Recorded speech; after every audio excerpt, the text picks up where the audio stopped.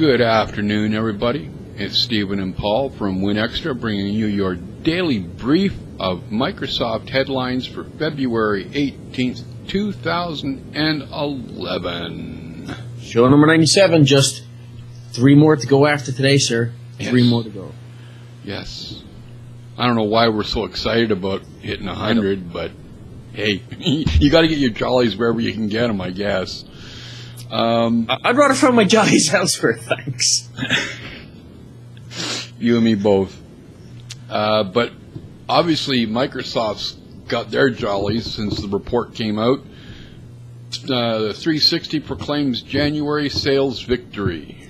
Yeah, according to Microsoft anyway, the MPD sales figures for consoles were released for January, and in the midst of a climate where overall hardware sales are down 8%, Xbox still managed to sell 381,000 units in January, which puts it up 48,000 units over January of last year.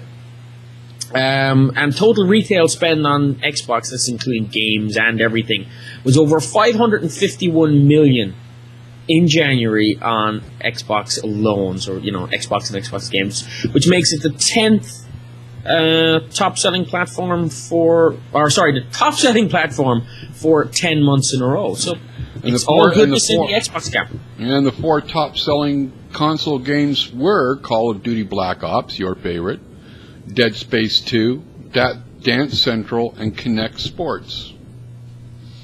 So, good month for Xbox people. Good month for gamers. Yes. Yesterday we were talking about the kerfuffle over the GPL and all this nonsense of stuff being banned from the Microsoft marketplace because of GPL, and we kind of went, yeah, right. Yeah, okay. And we pointed out that it's only GPL 3 and variations of the GPL 3 license that were being that aren't allowed. Yeah, interesting point that Mary Jo Foley brought up in her post today on this was that Apple also has banned GPL software from its App Store, but nobody's giving them grief over it. Because it's Apple, dude. Seriously. How about some equality, folks? Like some fairness. There is no equality. Not yet. Not while the Jobs still lingers. Having dinner with the president, yes. Did you see the story this morning? I sent you a story this morning that apparently Jobs has only got 6 weeks to live. Don't know the truth behind that or not. Apparently it's because he was seen at some pancreatic cancer clinic, the same one that Patrick Swayze went to before he died. But again, we're taking all this with a heat of source. Piece of, I can't even think of the term, a grain of salt. There we go, I finally got there. It only took me like 5-6 turns. But, because, the source that I found it from was fairly reputable, but they were quoting themselves quoting the National Enquirer. Yeah, okay, we trust the National Enquirer. But it does seem to be gaining traction everywhere, but let's hope not, Well, it was funny. I saw the pictures of the dinner where Obama and had all the circle of everybody around him. It almost had, connotations of the Last Supper. God. That must have been some interesting meeting. Well, Obama, you know how Jobs, Zuckerberg, Schmidt. But you know how everybody's playing this up. Where was Ballmer? Off being chaotic evil. Yeah, but here's the thing. What they failed to realize was, the report I heard was last week, Ballmer had her private dinner with the Prez. Okay, so everybody else had to go in mass. Ballmer went on his onesies. Yeah, on the onesies with the Prez, yeah. Yeah. One of the things that hit the news this morning, apparently, I guess Nokia's trying to, get those developers to head their way. They're going to be giving developers free E7 and Nokia WP7 handsets. Yeah, well, we're not. It's not surprising. They're partnering with Microsoft. They're going to have to bring in developers and interest developers in their new platform and in their future, and not lose developers. Because obviously, look, developers are. You were one. We both do it. They're a fickle crowd. They'll throw up their hands. Oh no, it's Microsoft! I'm leaving. Oh no! And then they'll go, hang on a minute, this pays my bills. Yeah. Yeah. You know? And of course, with Elop being ex-Microsoft, there's very much, I suspect he's part to play in this too, with sort of the developers mantra being pushed onto Nokia and sort of saying, okay, how do we keep our developers and bring more in? Yeah. And of course, those developers too. They're not just getting their hands. They're getting their hands on $1,000 or $1,000 worth of free hardware. So they're getting their hands on the E7 QWERTY slider, which is Nokia's current flagship product, and a Windows Phone 7 device, as well as free access to Nokia developer summits and all this kind of stuff. So it's a nice little payout they're getting. Yeah. Of course, Engadget is all happy about this because they're sort of rubbing their greasy little mitts at the post, because the chances of leaked Windows Phone 7 device pictures have just gone up phenomenally. Now, one thing that developers won't be doing, though, at least if Microsoft has their way, is trying to replicate the Windows Phone OS home screen, because Microsoft has filed for a trademark for the look of Windows Phone 7. I get why they're doing this, and I got no problem with it. But obviously, some people do, because they're making the rather sly reference to the fact that iOS did this before. iOS did not do it first. Look, you could go back and you could say, okay, somebody put a white dot on a black screen. Somebody put multiple dots on a black screen. No, it's different. Icons are very different to tiles. Yeah.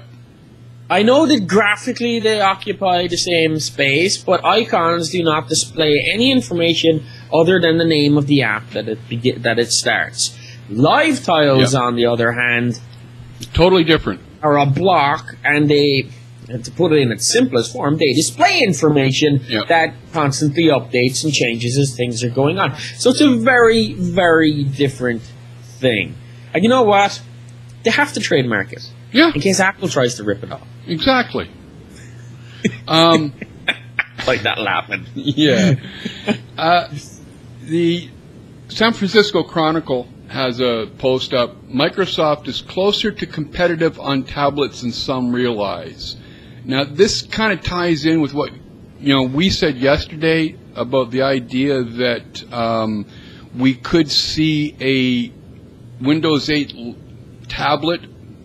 Yeah, I was speculating yesterday that because of the leaked Dell roadmap, which said we'd have Windows 8 tablets in first quarter 2011, that we could see a staggered release of Windows 8, which would be that Windows 8 would come on tablets first because the hardware base is so much easier to support, and then the full desktop release would come a couple of months later when they've got all the hardware worked out.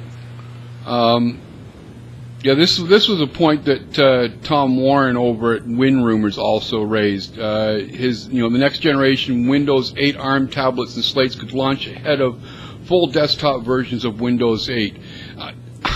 I'm having a hard time seeing this happen, but it could. It doesn't strike me as making Microsoft sense. You know what I mean? Yeah. Well, it doesn't necessarily make sense, but it does make sense from the point of view of look, if they have done enough work, that they're confident with their UI, they know how everything is working, and they have their support they have their support ready for the ARM platforms, okay? Then why not go ahead? Because they know what these platforms are. The drivers are very easy to make because they're only doing a select few devices. There's not going to be that much variation. It's not like supporting the desktop architecture where there's millions and millions and millions of peripherals you've got to deal with. So it makes life really, really simple. It's a lot easier to get it out the door. An interesting thing, though, that came up in, was it that article? The one from SFGate? Again, talking about how Microsoft is closer to competitive on tablets. Very interesting is the fact that for every time a business generally deploys an Apple tablet, Microsoft is making $100. How?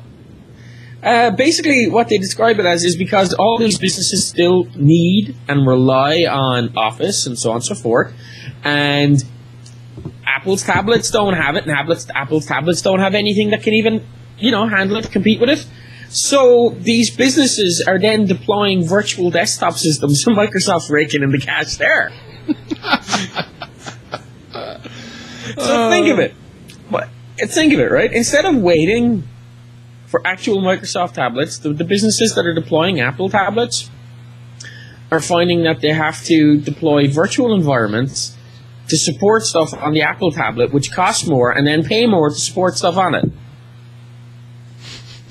Now, I don't know how many businesses this is actually affecting, but let's be serious. For any large business that has a lot of Apple users and a big Windows network, they have to be Microsoft has to be raking it in.